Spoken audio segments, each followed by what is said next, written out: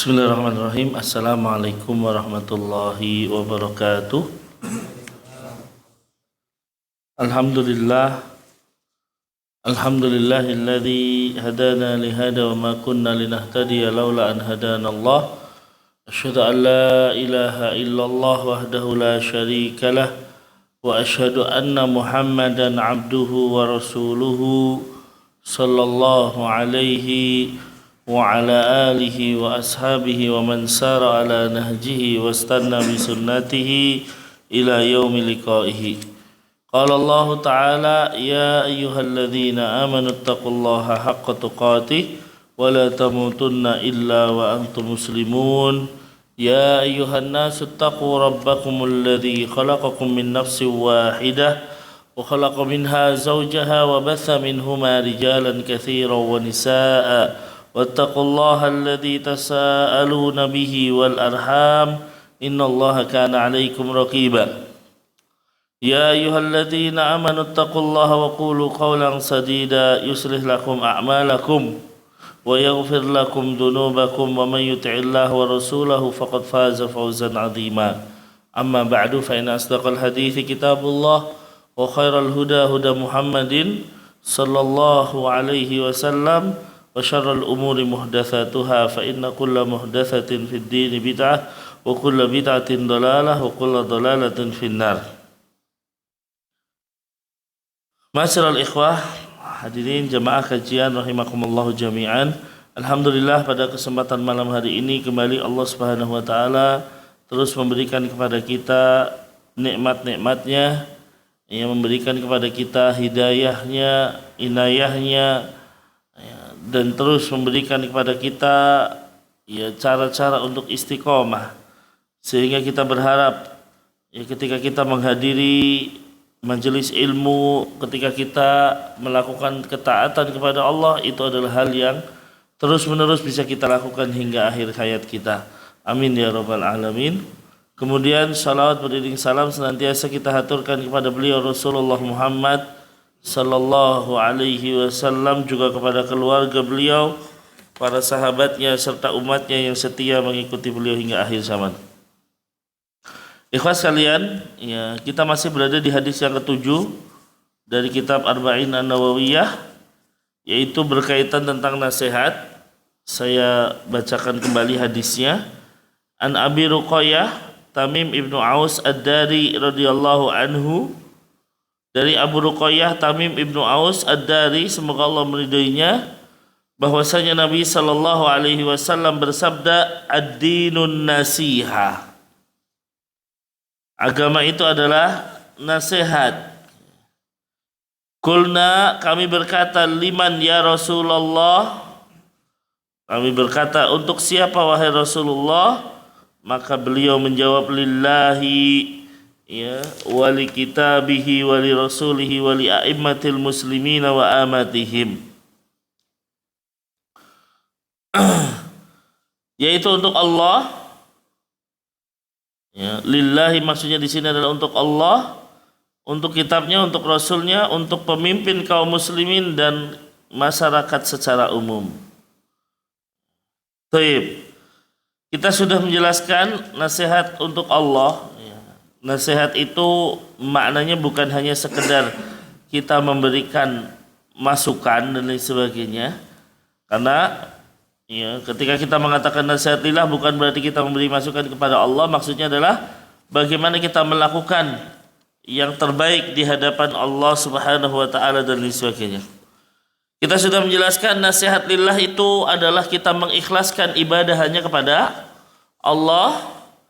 Kemudian bersaksi bahwa Allah itu bersaksi dengan keberadaan Allah. Kemudian Allah itu esa di dalam rububiyah, uluhiyah, asma dan sifat.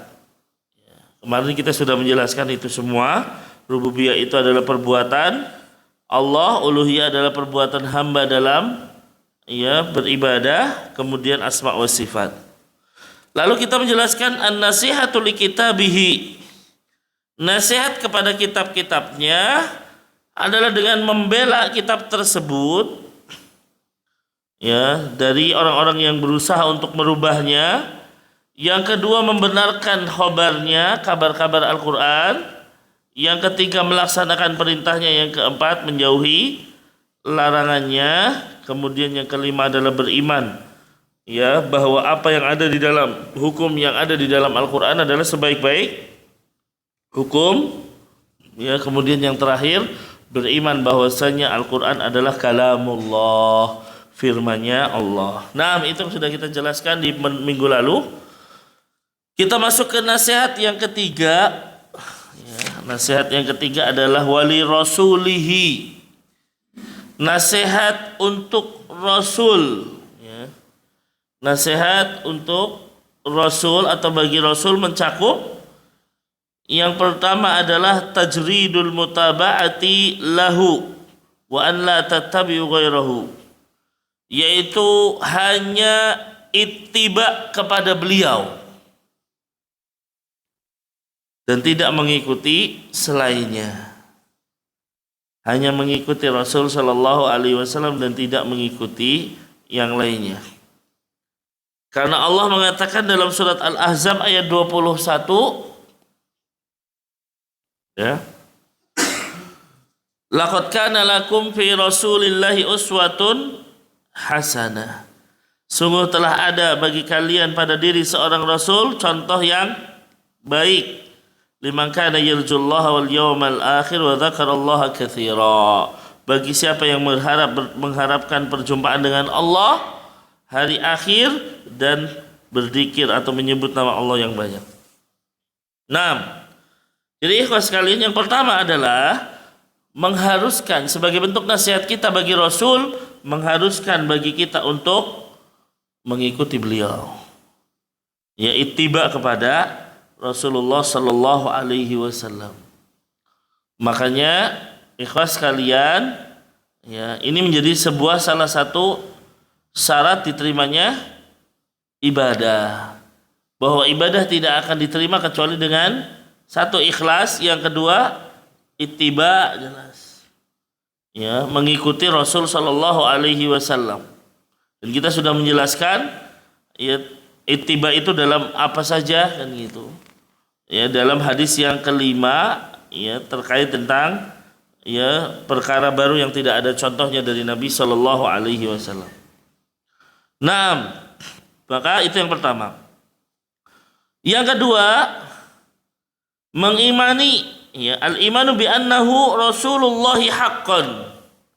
Beriman bahwasanya beliau adalah Rasulullah yang hak, yang benar. Ya, tidak mendustakannya, ya, tidak mendustakan beliau sallallahu alaihi wasallam, karena Rasul adalah shadiqul masduq, yang benar dan dibenarkan. Maka ikhwas sekalian, maka kita benar-benar beriman beliau adalah Rasulullah yang hak, yang benar. Ya. Karena kalau kita lihat memang ada sebagian orang yang orientalis, ya, ada yang mengatakan tidak benar Rasulullah sudah dijamin masuk surga. Ini kan pendapat yang tidak tepat, gitu kan. Pendapat yang melenceng dari keyakinan kita sebagai umat Islam. Banyak dalil menyebutkan Rasul itu sudah diampuni dosa-dosa yang telah lalu maupun yang akan datang. Dan Rasul bahkan sebagai pengetuk pintu surga. Ya, tapi ada seorang profesor misalnya mengatakan Rasul tidak dijamin masuk surga. Ini kan jelas sebuah pendapat yang melenceng dari ajaran Ahlus Sunnah wal Jamaah. 6. Kemudian juga perkataan misalnya, ya, ketika mengartikan wa wajadaka dhalan fahada, kami dapati dulu engkau sesat lalu Allah berikan petunjuk. Ya, kemudian ada seorang ulama misalnya atau seorang ustadz mengatakan dulu Rasulullah sesat. Ya, jadi apa mengartikan terjemahan dengan letterlek, ya. Dulu engkau sesat maka Allah memberi petunjuk. Maksudnya bukan beliau itu dalam keadaan apa, ya?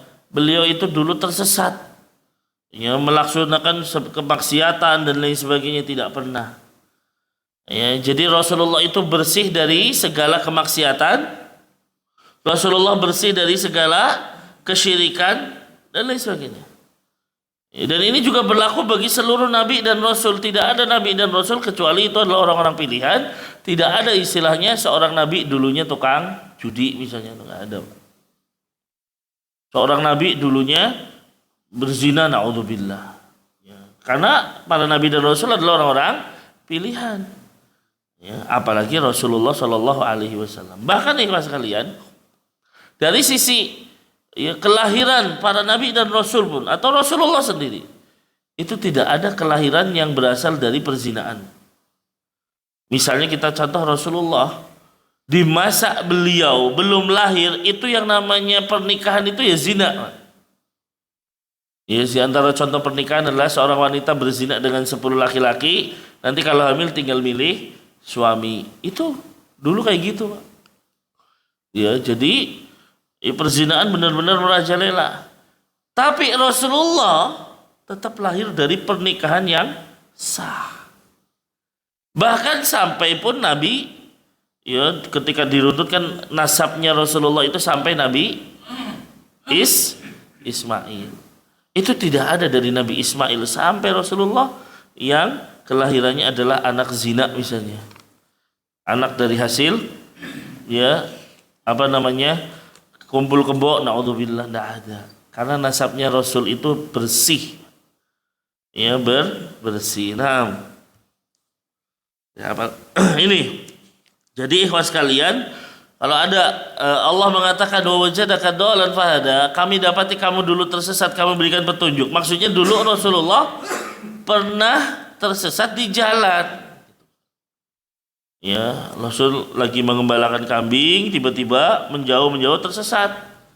Ya, nggak tahu jalan pulang. Allah kasih tahu jalan pulangnya. Itu maksudnya. Ya, bukan dulu Rasul orang sesat misalnya.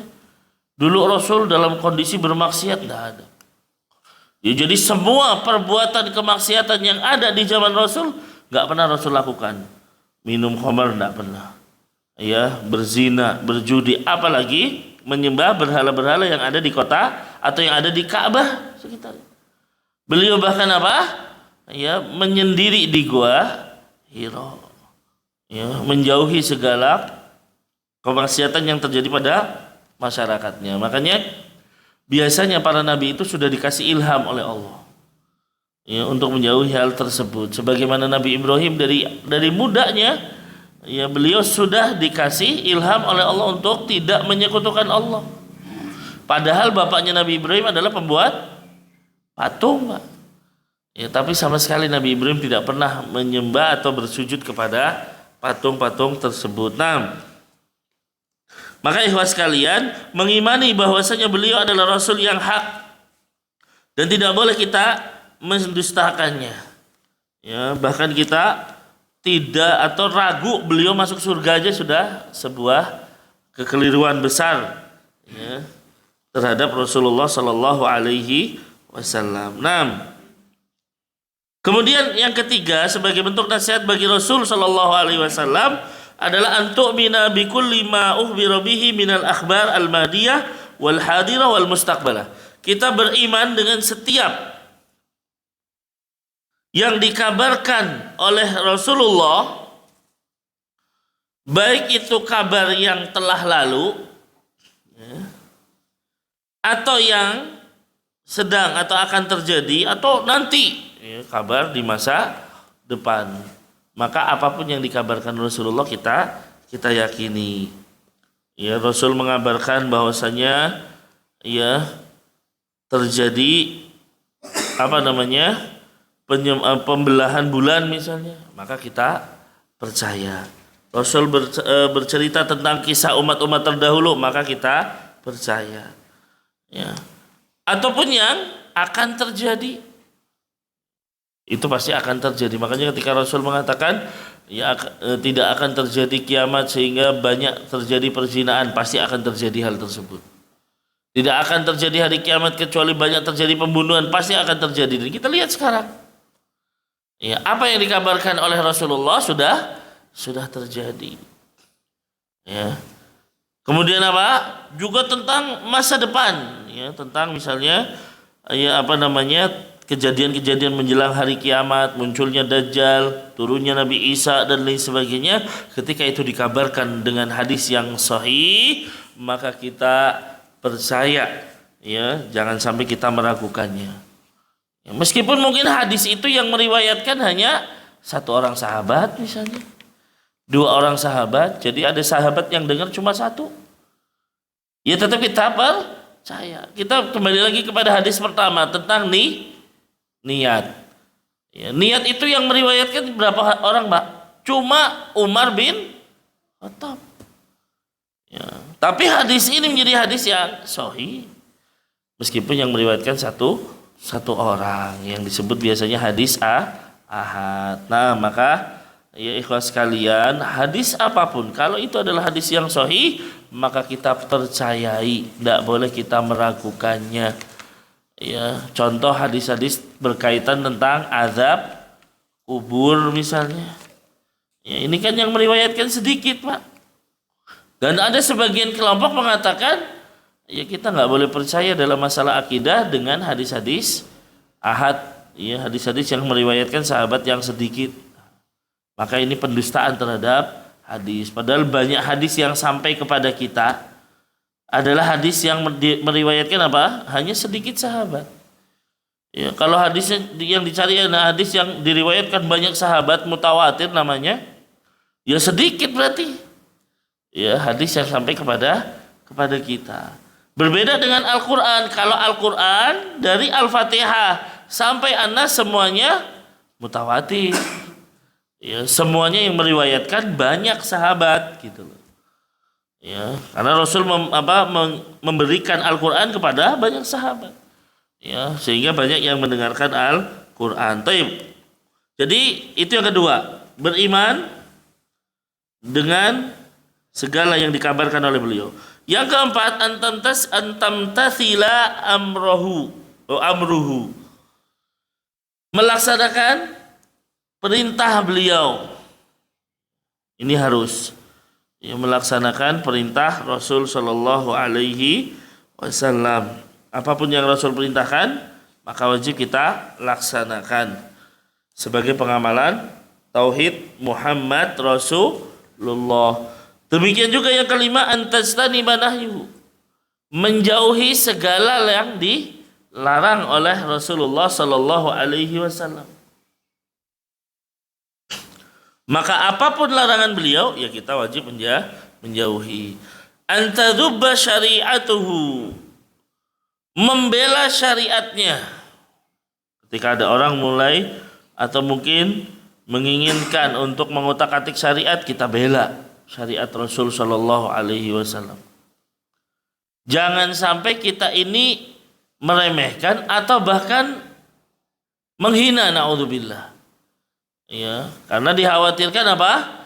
Kita ini masuk ke dalam golongan orang-orang yang tidak diampuni oleh Allah Subhanahu wa taala.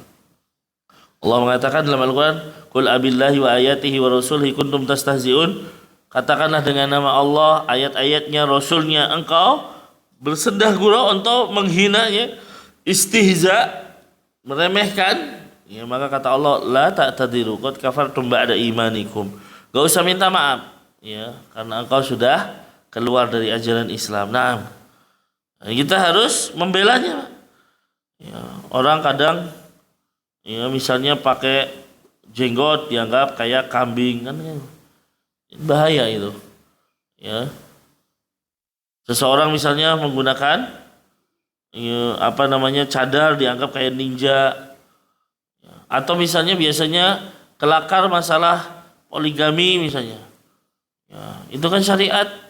Ya, maka jangan sampai kita menghinanya. Ya, terutama ibu-ibu. Ya, kadang kan gak setuju poligami, malah seakan-akan membenci syariat tersebut. Ya, maka sebagai seorang muslim tidak boleh kita membenci syariat Islam. Ya, meskipun mungkin kita tidak mau dipoligami begitu, Ibu. Ya, tapi jangan sampai kita menghina dan lain sebagainya. Taib. Kita harus membela syariat beliau. Kemudian yang ketujuh, anta taqida anna ma jaa an Rasulillahi fa huwa kama jaa anillah. Meyakini bahwa apa yang datang dari Rasulullah sama dengan yang datang dari Allah. Jadi yang datang dari Rasulullah, ya yang datang dari Allah Subhanahu wa taala. Ya. Artinya apa? Ya wajib untuk diamalkan. Ya. Karena ada sebagian orang ketika misalnya dikatakan hadis Rasulullah, mana dalilnya dari Al-Quran? Saya nggak pernah mendengar dari Al-Quran. Berarti meremehkan hadis Rasul Shallallahu Alaihi Wasallam. Padahal apa yang datang dari Rasul Shallallahu Alaihi Wasallam itu datangnya dari Allah Subhanahu Wa Taala. Bukankah banyak ayat di dalam Al-Quran menyebutkan kewajiban kita taat kepada Allah dan Rasulnya. Ya. Kemudian juga Rasul mengatakan, ya Allah mengatakan wa ma yantiqu anil hawa in huwa illa wahyun yuha. Rasul itu tidak mengatakan dengan hawa nafsunya, tapi apa? Itu adalah wahyu yang diwahyukan kepada beliau sallallahu alaihi wasallam. Maka wajib bagi kita untuk mengamalkannya apa yang datang dari Rasul Shallallahu Alaihi Wasallam, meyakini bahwa yang datang dari Rasul sebagaimana datang dari Allah Subhanahu Wa Taala. Ya, karena ada sebagian kelompok yang masuk dalam kategori ingkarus sunnah, mengingkari sunnah, ya, hanya mengambil dari Al-Quran saja. Ya, maka kita katakan tidak mungkin kita bisa beragama, melaksanakan ibadah kalau kita hanya mengambil dari Al-Quran saja tanpa mengambil dari hadis. Contoh ibadah sholat. Dalam Al-Quran kan hanya perintah sholat. Wa aqimus sholat wa atus zakah, ya, dan lain sebagainya. Tidak ada caranya sholat gimana. Yang dimaksud sholat di sini sholat apa? Kan nggak ada. Penjelasannya ada di dalam hadis. Makanya hadis itu sebagai mubayyinun lil Quran, penjelas Al-Quran. Ketika Rasul pulang dari Isra Mi'raj, membawa perintah sholat dari Allah. Cuma perintah sholat aja, Pak. Ya. Tetapi apa penjelasannya? Jibril datang, yang dimaksud sholat 5 waktu. Kemudian apa? Jibril ngasih tahu ini waktu sholatnya. Ya, jadi di hari pertama Jibril sholat di awal waktu, 5 waktu tuh. Besoknya Jibril datang lagi tapi sholat di akhir waktu. Ngasih tahu Rasul inilah waktu-waktu sholat. Rasul kasih tahu kepada para sahabat, gitu Pak. Ya, jadi nggak mungkin kita bisa sholat kecuali penjelasan dari Rasul Shallallahu Alaihi Wasallam. Yang dimaksud sholat apa? Ya, penjelasannya dari Nabi. Ketika datang orang Arabi datang, ya Rasulullah, ya apa yang diwajibkan untukku dari sholat? Maka kata Nabi 5 waktu sehari semalam. Kata Badui tadi, ada yang lain nggak yang diwajibkan untukku? Tidak ada kecuali sholat atau sholat sunnah. Ya, naam. Maka ikhwas sekalian, seseorang tidak mungkin bisa beragama dan melakukan ibadah kecuali ketika kita mengambil dari sunnah-sunnahnya. Ya. Dan terkadang orang yang hanya mempercayai Al-Quran akhirnya melenceng. Ya, seperti misalnya mengatakan anjing halal. Kenapa, Pak? Karena di Al-Quran tidak ada. Ya, kata Allah yang diharamkan apa? Qul inna ma harrama 'alaikumul maitata wad-dama wa lahmal khinzir wa ma uhilla li ghairillah. Inna ma harrama 'alaikumul maita, yang pertama cuma yang diharamkan bangkai. Ya, kemudian apa? Wa ma uhilla li maitata wad-dama, darah. Ya, wa lahmul khinzir, daging babi. Yang kelima yang disembelih untuk selain Allah. Cuma 4 di situ, Pak. 4 ini nggak ada yang lain. Akhirnya kalau cuma ngambil Al-Quran doang, anjing halal, kan nggak ada di dalam Al-Quran. Ya, nggak ada pelarangan anjing misalnya. Ya. Kemudian juga nanti dia akan mengatakan semua bangkai haram. Padahal kata Nabi, Ada dua bangkai pengecualian apa? Bangkai ikan dan belalang. Dia mungkin akan mengatakan semua darah haram. Ya, padahal ada pengecualian hati dan limpa, kata Nabi. Kan gitu Pak. Jadi benar-benar selaras antara Al-Quran dan hadis. Gak mungkin berdiri sendiri. Ya, dan Nabi jelas mengatakan taraktu fikum syai'aini kan gitu. Saya tinggalkan kepada kamu dua hal, bukan satu, dua. Kalau kalian berpegang teguh dengan keduanya, maka tidak akan tersesat. Kitabullah wa sunnati, kata Nabi. Al-Quran dan sunnahku. Maka hati-hati terhadap kelompok yang berusaha mengingkari sunnah.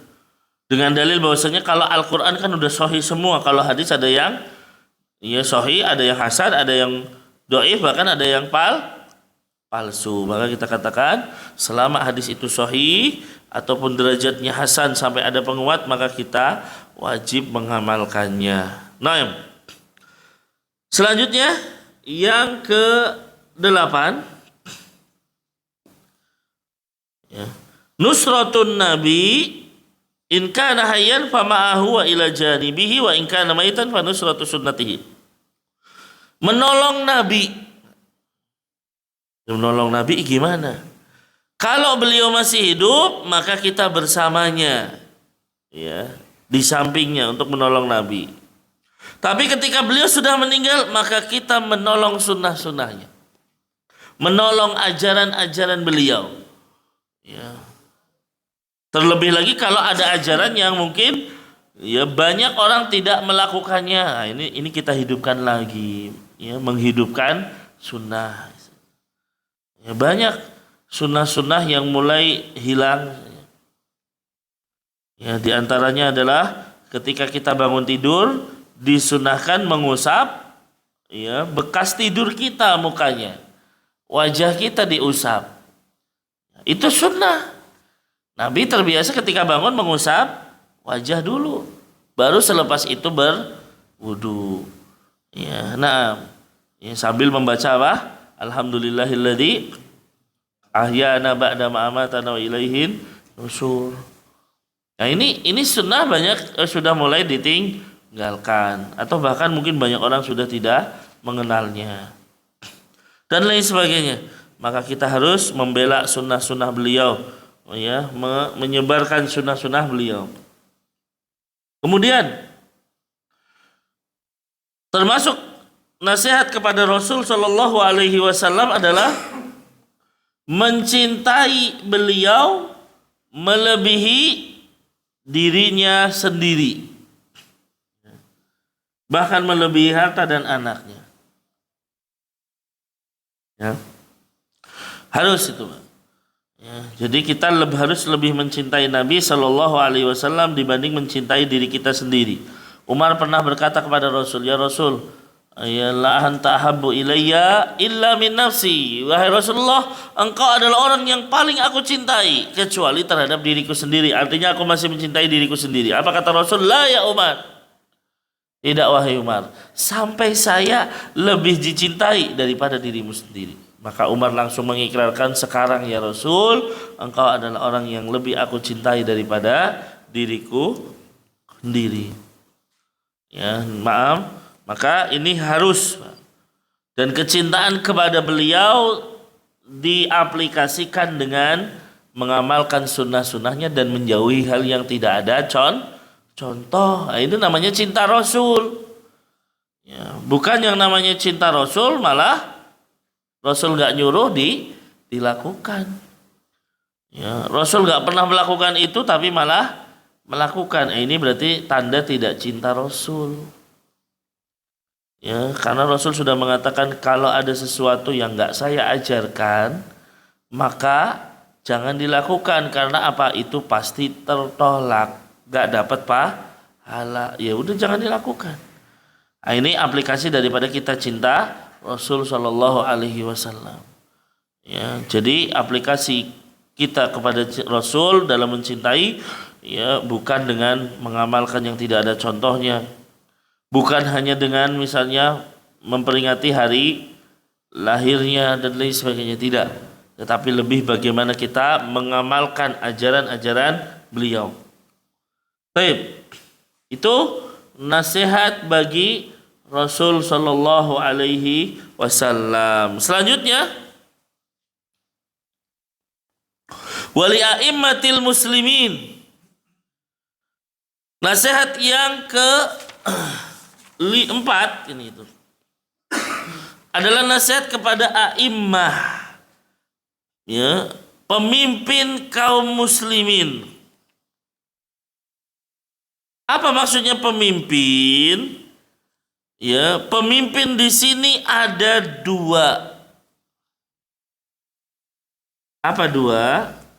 Yang pertama yang dimaksud adalah al-ulama, ya, yaitu ulama rabbaniyun yang mewarisi ilmu dari Nabi sallallahu alaihi wasallam. Baik dari ilmunya, ibadahnya, akhlaknya, dakwahnya dan lain sebagainya. Ini makna dari ulul amri yang pertama. Makna dari ulul amri yang kedua adalah pemimpin kaum muslimin, ya, al-umara. Nah, maka kita lihat bagaimana nasihat kepada dua golongan tersebut. Yang pertama kepada al-ulama. Yang dimaksud ulama di sini adalah yang mewarisi Nabi sallallahu alaihi wasallam dari sisi ilmunya, ya. Dari sisi ibadahnya, dari sisi akhlaknya, dari sisi dakwahnya. Nah, ini. Makanya ikhwas sekalian, dalam kita mengikuti ajaran Ahlus Sunnah wal Jamaah, ya, atau kita biasa mengatakan diri mengikuti salafun saleh atau salafi, itu harus kafah gitu. Harus, ya, keseluruhan. Ya, bukan hanya sekedar mengikuti akhlaknya tok, gitu kan. Tapi tidak mengikuti misalnya ibadahnya. Ya, bukan hanya mengikuti ibadahnya tok tapi dakwahnya enggak. Jadi harusnya keseluruhan. Bagaimana ilmunya Nabi? Bagaimana akhlaknya Nabi? Oh, Nabi ternyata akhlaknya adalah Al-Quran, maka kita ikuti. Bagaimana ibadahnya Nabi? Oh, Nabi ibadahnya seperti ini, ya kita ikuti. Bagaimana dakwahnya Nabi? Oh, dakwahnya Nabi seperti ini, ya itulah kita ikuti. Ya, ini namanya, ya apa? Ittiba'us salaf secara kafah. Nabi itu misalnya dakwahnya, memulainya ngajarin para sahabat dimulai dengan tauhid, ya kita ikuti, gitu. Ya, jangan kita misalnya melenceng, oh enggak, dakwah itu dimulai dari, ya, hati dulu dan lain sebagainya, membetulkan hati, atau dakwah dimulai dengan, ya, sedekah dulu misalnya. Ya, anjurkan orang untuk sedekah. Atau yang lain mengatakan enggak, dakwah kita ngajarin orang sholat. Ya, jadi datangin rumah-rumah supaya sholat dulu misalnya.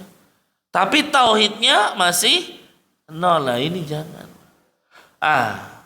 Meskipun ikhwas kalian, kajian kan tersebar di mana-mana dengan berbagai model bentuknya. Ada yang ngajarin, ya, sholat, ada yang ngajarin dan lain sebagainya. Tetapi harusnya dalam diri kita ditanamkan adanya apa? Tingkatan-tingkatan ilmu. Kita tuh harus sudah tahu syahadat dulu, Pak. Makanya hakikat Islam itu apa? Rukun Islam. Berarti rukun Islam harus kita ketahui dulu.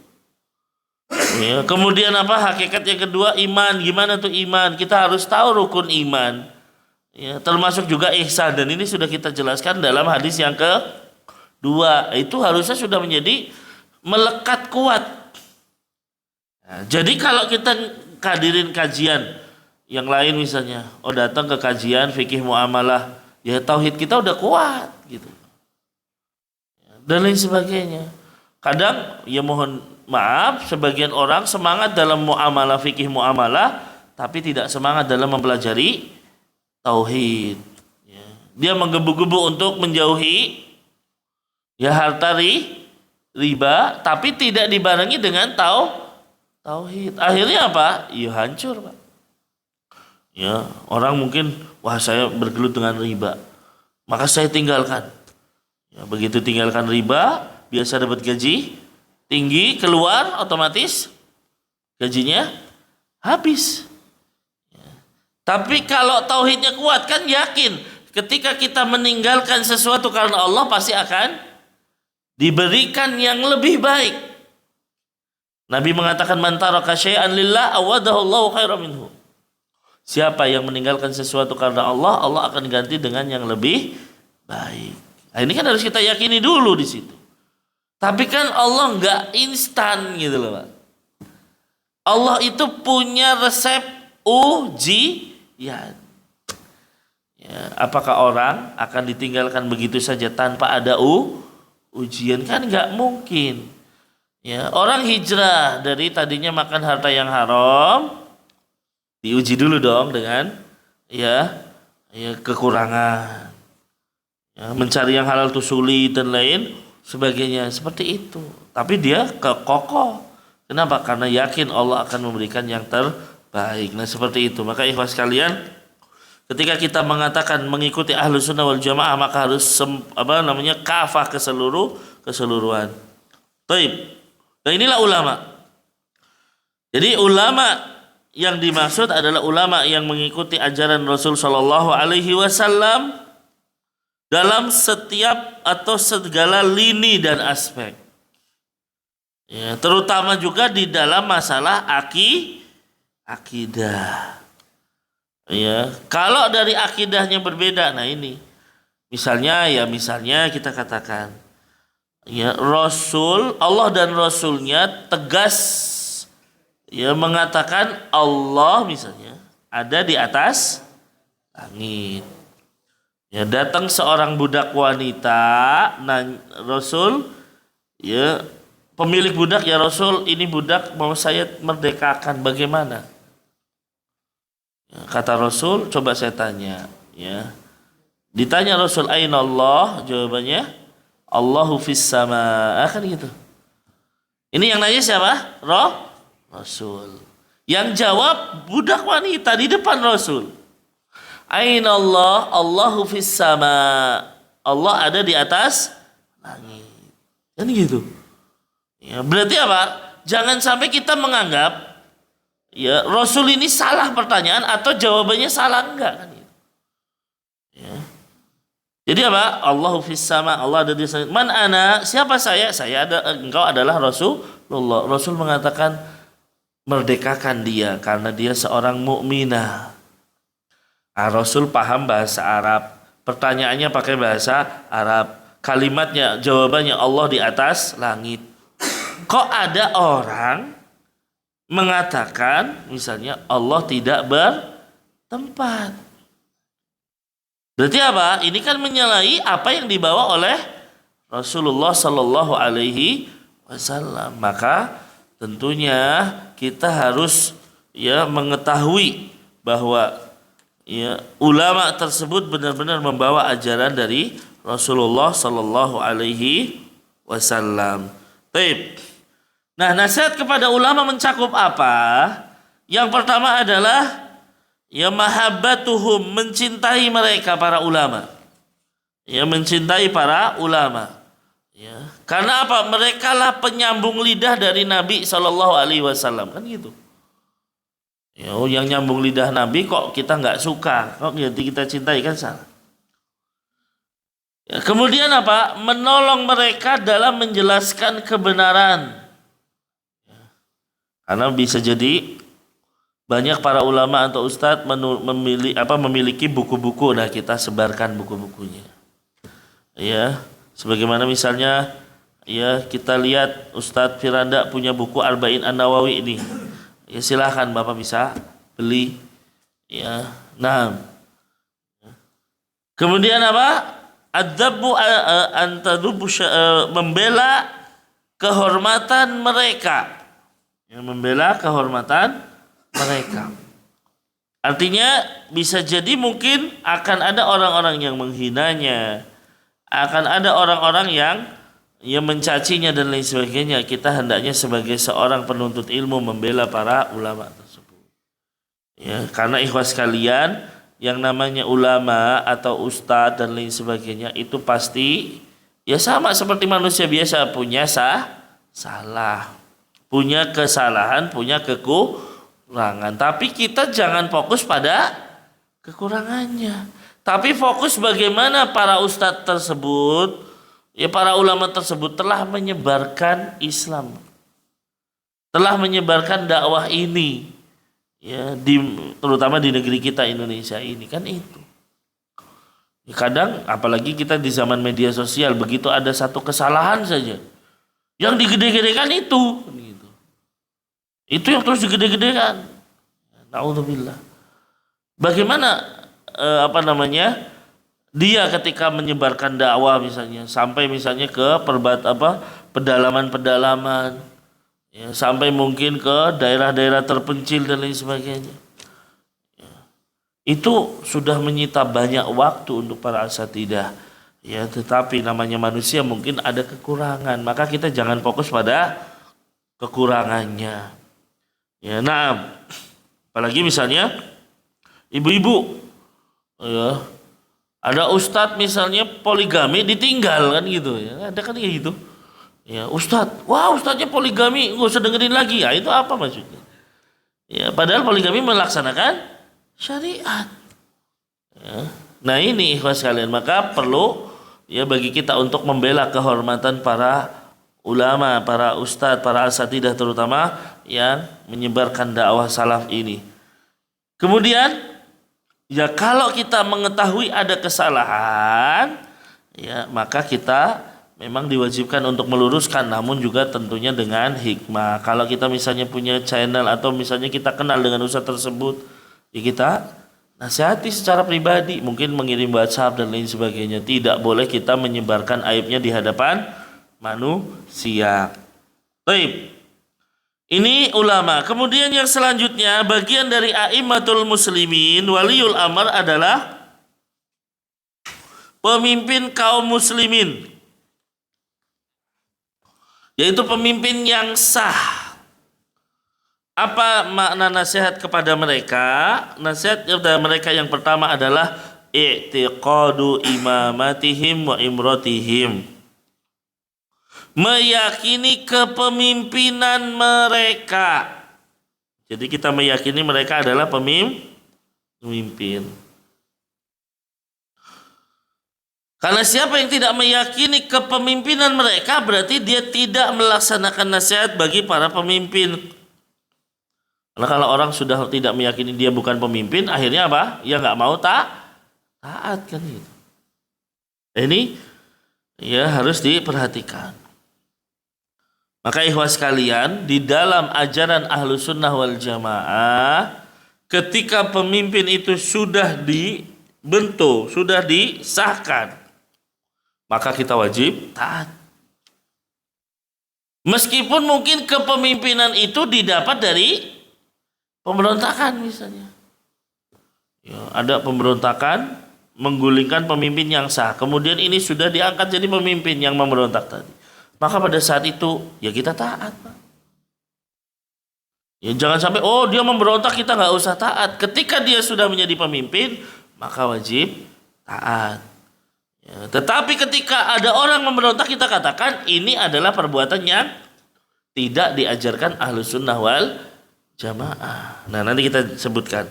Ya, baik. Maka yang pertama, meyakini kepemimpinan mereka. Ya. Nah, yang kedua, nasru mahasinihim fir ra'iyah. Menyebarkan kebaikan-kebaikan mereka di masyarakat. Ya, supaya apa? Tercipta rasa cinta terhadap pemimpin. Ya. Sehingga apa? Dia bisa menjalankan kepemimpinan dengan baik. Bukan kita itu terlalu mudah menyebarkan aib gitu kan. Ya. Ikhwas sekalian, ya jelas namanya pemimpin manusia, Pak, pasti punya salah, punya dosa dan lain sebagainya. Karena pemimpin kita bukan malaikat. Ya, tapi kepemimpinan itu kan bukan perkara yang mudah. Dia harus mengurusi banyak hal. Ya, maka hendaknya kita ini bijaksana sehingga tidak menyebarkan aib-aibnya, ya, sebarkan kebaikan-kebaikannya dan lain sebagainya. Ya. Kemudian apa? Menjalankan perintah, imtithalu ma umiru bihi wa ma nuhu anhu. Menjalankan perintah, menaati perintah dan menjauhi yang dilarang oleh pemimpin selama itu bukan dalam kemaksiatan. Illa idza kana fi ma'siyatillahi. Kecuali kalau dalam hal maksiat, maka tidak wajib taat. Karena tidak ada ketaatan kepada makhluk dalam bermaksiat kepada Al-Khaliq. Ya, makanya kalau misalnya, ya, pernah mungkin ada cerita seseorang nggak mau berhenti di lampu merah. Apa ini? Lampu merah itu tauhid dan lain sebagainya kan gitu. Ya, nggak wajib kita taat, ya nggak bisa. Ya, selama itu dalam kebaikan dan tidak menyelisihi syariat, maka kita wajib taat. Ya, karena ini untuk apa? Keselamatan kaum muslimin. Nah, ini yang harus diperhatikan. Tapi kalau pemimpin kita nyuruh murtad, nah itu kan berarti kemaksiatan. Kita tidak wajib taat. Pemimpin kita suruh kita minum khamar misalnya kan. Ya, maka ikhwas sekalian, ya, hendaknya kita taat selama itu tidak ada dalam unsur kemaksiatan. Ya, bukan dalam unsur kemaksiatan. Nah, wala yustaratu, kata Syekh Utsaimin di sini, wala yustaratu fi ta'him alla ya'sullah fi anfusihim. Tidak disyaratkan kita taat kepada pemimpin, syaratnya pemimpin tersebut tidak bermaksiat kepada Allah dalam diri mereka sendiri. Enggak. Jadi apa? Tidak disyaratkan saya mau taat kepada pemimpin yang pemimpin itu enggak maksiat kepada Allah. Enggak. Meskipun mungkin pemimpin itu adalah bermaksiat kepada Allah, kita wajib taat. Ya, qadarullah misalnya pemimpinnya ya berjudi misalnya, ya kita tetap wajib taat. Ya, ketika dia memerintahkan sesuatu. Nah, kemudian ikhwas sekalian, satru ma'ayibihim, menutupi aib mereka sebisa mungkin. Ya, sebisa mungkin. Nah, ya, karena kalau aib-aibnya dibongkar, ya udah. Manusia akhirnya banyakkan benci dengan pemimpin. Makanya ikhwas sekalian, di dalam ajaran Ahlus Sunnah wal Jamaah tidak ada yang namanya orasi menjelek-jelekan pemimpin. Seorang ulama mengatakan, kalau ada seseorang ulama yang dia menjelekkan pemimpin, maka jangan diambil ilmunya kan. Ya, dia ceramah malah menjelek-jelekan pemimpin, maka tidak boleh diambil ilmu. Karena ikhwas sekalian, ya, seorang ulama sampai mengatakan, kalau saya punya doa yang mustajab, maka saya akan doakan pemimpin. Karena apa? Pemimpin itu ketika baik, manfaatnya nyebar. Ya, maka tidak boleh kita itu menyebut aib-aibnya. Ya, yang terjadi terhadap pembunuhan Utsman bin Affan. Apa yang terjadi itu?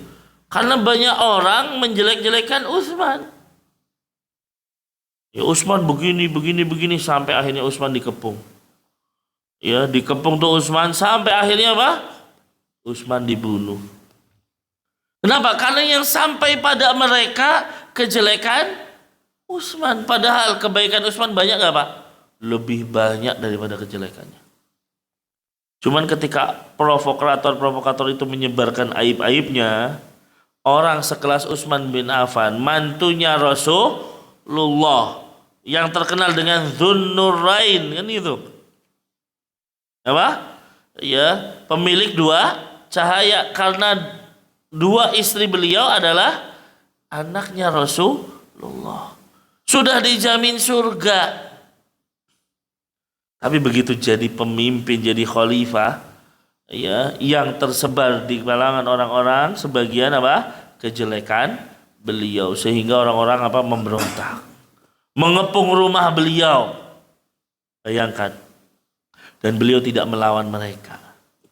Ya, padahal ini para sahabat siap untuk membela Utsman bin Affan, tapi kalau udah biarkan, jangan sampai ada darah yang tertumpah. Subhanallah, Utsman bin Affan. Demikian pula kalau tidak disebarkan aib-aibnya, Ali bin Abi Thalib juga tidak akan terbunuh. Bayangkan, Pak. Ya. Orang itu menyebarkan keburukan Ali bin Abi Thalib, terutama ketika perang dengan Khawarij. Kan ada tuh kelompok memisahkan diri dari ketaatan terhadap Ali bin Abi Thalib. Ya, mereka berada di negeri daerah namanya Harura, makanya disebut Haruriyah. Itu keluar, Pak. Tapi ditumpas oleh Ali bin Abi Thalib. Ya, karena apa? Itu ajaran Rasulullah, Pak, jelas. Ya, Rasul Shallallahu Alaihi Wasallam memerintahkan ketika ketemu kelompok ini bunuh mereka, perangi mereka. Diperangi sama Ali bin Abi Thalib. Ya, ternyata apa? Ya, selang beberapa tahun banyak orang menyebarkan dulu Ali zalim terhadap ya orang-orang Khawarij dan lain sebagainya, muncul. Ya, apa? Ya, kebencian terhadap Ali bin Abi Thalib, sehingga akhirnya Ali bin Abi Thalib pun keliling pagi-pagi mau bangunin orang sholat subuh, dibunuh, Pak. Ya, dibunuh. Dan yang bunuh siapa, Pak? Yang bunuh itu hafid Quran. Orang yang bacaan Al-Qur'annya juga bagus. Dulu di zaman Umar bin Khattab dia dipercaya mengajarkan Al-Qur'an, tapi terpengaruh virus yang suka mengkafirkan sesamanya. Akhirnya malah membunuh Ali bin Abi Thalib. Nah ini sebabnya apa? Biasanya provokator, Pak. Yaitu provokator yang biasanya menyebarkan kejelekan pemimpin. Maka ikhwas sekalian, hati-hati ya terhadap hal seperti itu, karena bisa jadi ini akan menyebabkan pertumpahan darah dan lain sebagainya. Ya, kemudian juga termasuk nasihat kepada pemimpin adalah apa? Tidak boleh keluar dari ketaatan kepada pemimpin dan memberontak. Nah, ini yang saya katakan tadi. Tidak boleh kita keluar dari ketaatan dan memberontak mereka.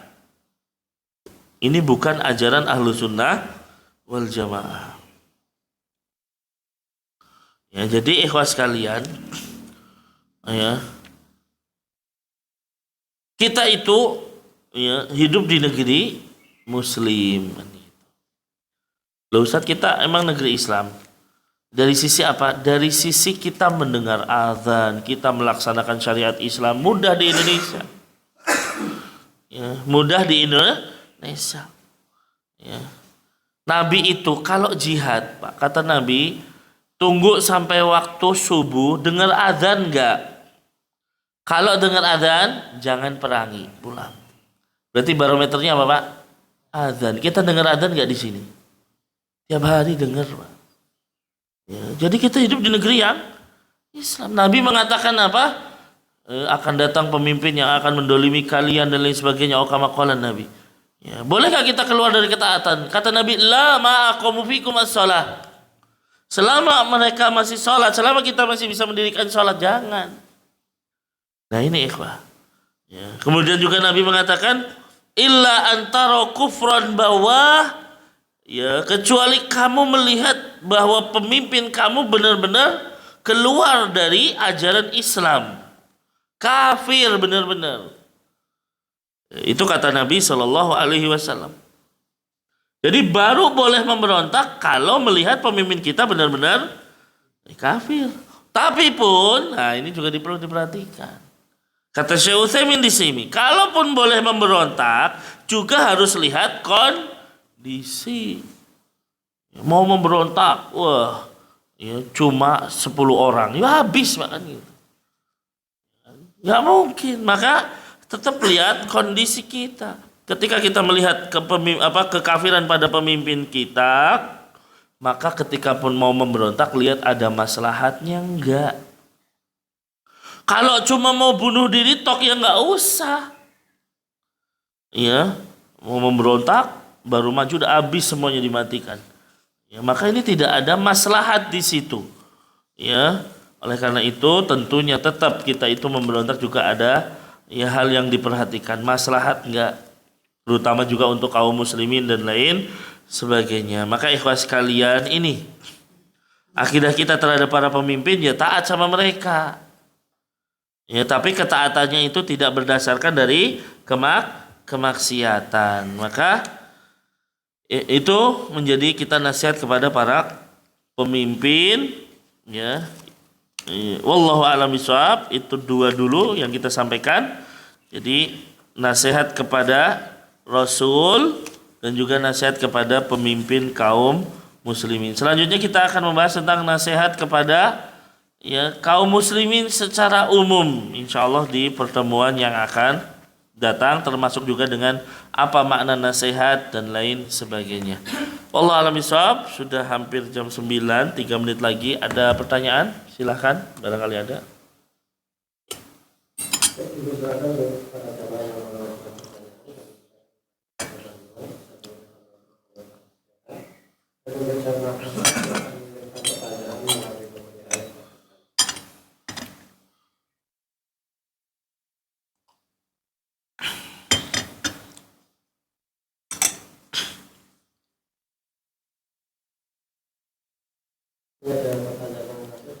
Ya. Bismillah, Ustaz izin bertanya, bagaimana cara taubat jika pernah mencela pemimpin lewat media sosial? Baik. Ya, bagaimana cara bertobat ketika pernah mencela pemimpin lewat media sosial? Yang pertama tentunya apa? Beristighfar, ya, memohon ampun kepada Allah Subhanahu wa taala. Yang kedua tentunya ya celaan tersebut dihapus dari media sosial. Jangan sampai kita ini menjadi orang-orang yang memprovokatori gitu kan. Ya, tentunya. Seperti itu. Kita ingat Allah mengatakan ya ayyuhalladzina amanu atiiullaha wa atiiur rasul wa ulil amri minkum. Taatilah Allah dan Rasulnya, juga taat kepada ulil amri. Yang dimaksud di sini adalah ulama dan para pemimpin. Maka ketika kita pernah mencelaknya di media sosial, sebisa mungkin itu dihapus ya yang dulu. Ya, kemudian apa? Kita banyak beristighfar kepada Allah Subhanahu wa taala, memohon ampun. Wallahu a'lam. Cukup? Baik, kalau tidak ada insyaallah kita sudah pas jam 9.